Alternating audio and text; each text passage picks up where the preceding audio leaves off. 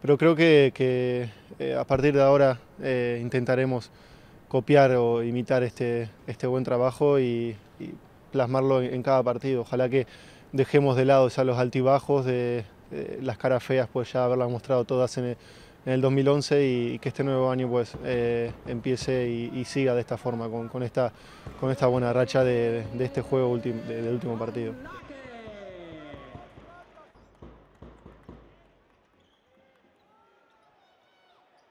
Yo me considero muy competitivo y soy creo que el que peor lleva a perder los partidos. Entonces, en estos momentos donde hay que ponerle el pecho a las situaciones difíciles, donde debemos aportar y dar un paso más adelante cada uno, pues he intentado y sigo trabajando para hacerlo mejor cada día y este partido en especial pues he intentado en los momentos críticos tal vez donde ellos podían despertar un poquito, intentar no dejarles y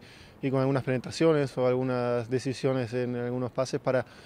de esa forma pues hacer que el equipo siga al pie del cañón intentando conseguir la victoria.